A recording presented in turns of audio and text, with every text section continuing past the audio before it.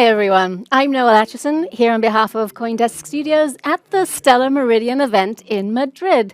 And I am with Amy Fisher, Crypto Connectivity Lead at Plaid. Amy, thank you so much for being here with us today. Great. It's great to be here, Noel. Thank you for having me. But Amy, for our viewers that perhaps aren't familiar, could you tell us about Plaid, its background, its focus? Sure, absolutely. So for those of you in the US, you may know Plaid from being the connectivity layer from your traditional financial accounts, like a bank account, to the Fintech apps that we know and love. So Plaid powers things like your authentication from your bank account to apps like Betterment. Here in Europe, you may know Plaid better from our lending products. Plaid is focused on enabling consumer access to data, and our mission is to unlock financial freedom for everyone. And the Web3 inroads that Plaid has been making recently, I've found absolutely fascinating. Could you tell us a bit about those? Sure, absolutely. So on the connectivity side, I can speak most closely to that. What we are doing is enabling consumers to see their financial data, their digital asset data, alongside their traditional finance data so that they can best make decisions and best connect to the applications that matter to them.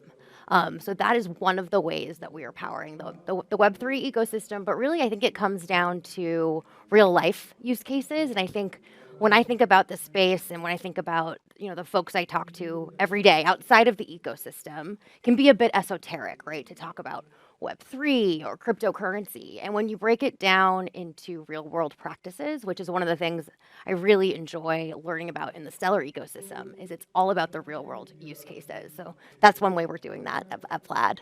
Real world use cases beyond the speculation that we read so much about in the headlines. Absolutely. One of the most refreshing aspects, because we're here for change, we're here for impact, not necessarily about price go up. Absolutely, absolutely. And I think cryptocurrency has had I don't need to tell you this. You work in media, right? There has been quite a bit of buzz around cryptocurrency, and not always for the right reasons. And I think when we focus on the technology itself, as well as the use cases that it can power, in and above beyond what we currently have in our global ecosystem and our global, the way the world works, that's where we can really start to see the change. And a conference like this is wonderful because it brings the players together, the folks that are doing the work to make an impact.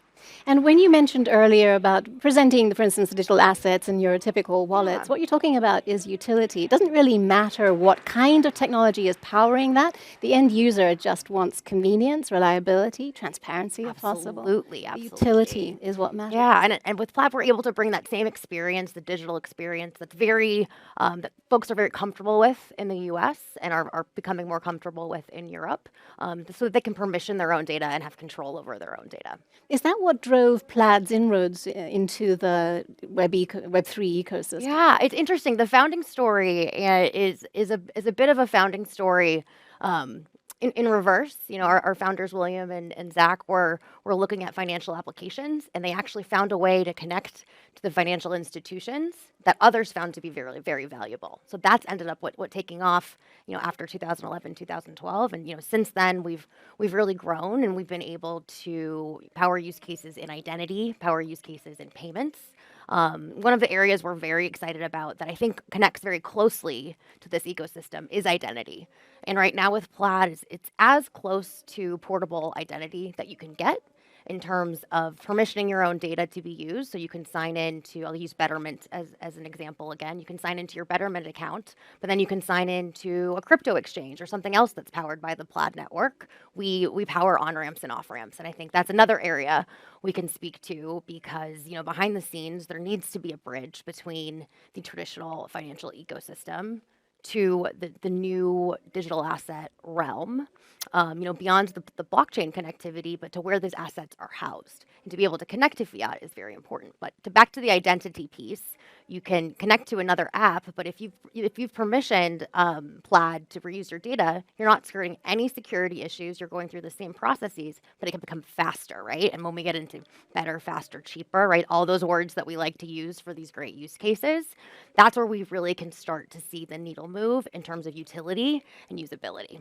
Stressing the convenience, because while especially those of us who live in comfortable financial ecosystems, we can wonder about the utility of having access to crypto markets when there's plenty of other assets out there. But convenience is a fairly easy sell, isn't it? Yes, I think so. I think in most developed countries, I think that's where we see the needle start to move. You and I were speaking earlier, though, about some of the countries in the world where you don't have access, not only to your data, but to your assets themselves. Tell us a bit about your background, Yes, Amy. absolutely. So I grew up moving around internationally with my family. And when I was very young, I was in Argentina. And I have memories of my mother pre-totaling groceries at the grocery store because of things like hyperinflation. And this was in the late 1980s. And I wasn't worried about going hungry the next day, but it did cause quite a bit of friction in the system. And I knew people that were more directly impacted, right? The folks around me, the folks I went to school with. So I think like having that access point. Later, we moved to Madrid, so it's wonderful to be back. It's so great to be here with you in Madrid. And the ecosystem here works very differently. The payment system works differently. The government works differently. There are far less banks here and financial institutions, and change can be a bit slower. I've spoken to many Uber drivers this week and taxi drivers about, one of the trends that we see that I also cover for Plaid is embedded finance, which really serves the gig economy.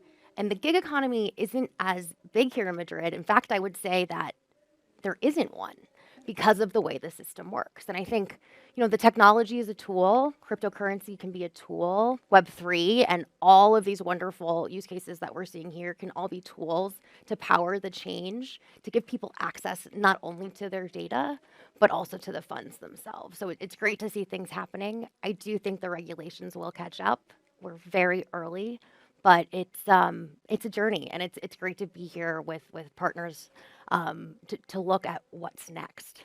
And so you've personally experienced the cost of payments friction. You've spoken to many different participants of the whole economic spectrum about payments friction, and that makes it fairly enticing to imagine a world in which that doesn't exist anymore. Yeah. Payments have no friction. Just think of the economic growth that can unleash, which is what will get the regulators on board. As crypto connectivity lead, what are the biggest obstacles you come across? Oh, absolutely. And it's when you think about it, I think having the consumer in mind is always very helpful for me to be able to do my job.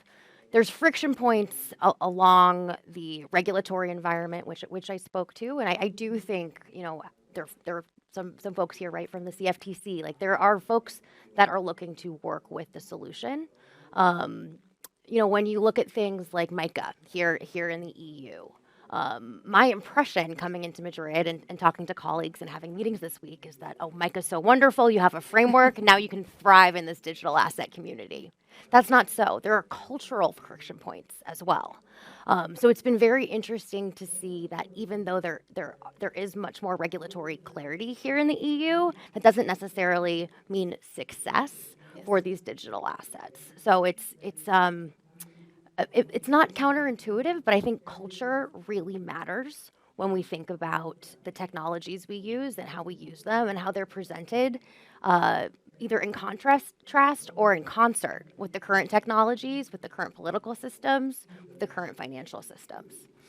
Here in Europe, we say that MiCA is far from perfect, but it's a start. It's better than nothing, as most of our colleagues in the US are finding out at the moment. But when it comes to some of the frictions with the regulators, how does Plaid deal with that? We serve our customers, so we are primarily focused on data access with Dodd-Frank 1033 and the CFPB. And, we're fortunate to be in a position where we're powering in the on-ramps and off-ramps. And we take the approach that we don't engage directly with regulators on that front. Excellent, your partners would. Yes. And the geographical growth of Plaid, what's the outlook there, especially on the Web3 front and the crypto connectivity front? What are you seeing there? We'll see. I mean, it's been delightful speaking from folks around the world, and hopefully this time next year we'll be able to speak to more geographies. But it's slow, steady, incremental progress. I think we have to remember to crawl, walk, run. Because after all, payments is universal. Absolutely. And again, the economic growth that could be unleashed, were they able to cross borders more easily as well as travel within jurisdictions. And this is especially important given what's happening on the geopolitical stage and what's happening in the economies around the world. But stepping back a bit and looking at some of the risks that you have addressed tangentially here. The technology itself is often a risk, and this is something that regulators have to be careful with. Payments move a lot of funds, and you don't want them to go awry or to have anything disappear. But Stellar seems to have taken a very solid, careful approach to the technological development. How is Plaid approaching partnerships more broadly speaking? With that in mind. Absolutely. We have a wonderful partnerships organization, but speaking to partnering with the ecosystem, one of the ways in which we do that is a consortium called FDX, and that is the consortium of financial services providers as well as data aggregators, of which we are one, in addition to technology players in the industry. And we have collectively, it's a volunteer organization, and we've collectively worked to create standards. My colleague Shira Jaffe at Plaid is the FDX lead, and I can say that she's working very hard on this. And it's one of those situations in which no one can do it alone. And I think Stellar's also done a very good job of that. And I look forward to a time where these things intersect more closely. Standards are very hard to achieve, but so important, especially with something as important as payments. And you mentioned identity, which is super important. You mentioned the possibility perhaps of using wallets as part of the identity, the sign-ins, as it were. What other impacts could identity have on payments going forward? What other efficiencies do you see there? I mean, it's really just the beginning. And I think in terms of fighting fraud, massive. The potential is massive, and the tools that we can use technology to fight fraud, we're seeing pop up all around the ecosystem. And I'm very optimistic about our abilities to actually use this technology that's looked at with like fraudulent activity and to fight things that it's actually sometimes associated with in the press. But in terms of Plaid, we have another product that's called Signal, and that enables us to look at predicting ACH risk. And I'll be clear, that is not built using Web3 technology. Plaid is a Web2 company, and we are API based. But it's really interesting to see that there is an evolution of how we can use technology to combat fraud and to power user identity. Amy, we've touched on so many key topics for global development here today. I could talk to you for another hour, but unfortunately, I'm afraid we run out of time. Thank you so much for being with us here today, and thank you all for watching. Thanks, Noelle.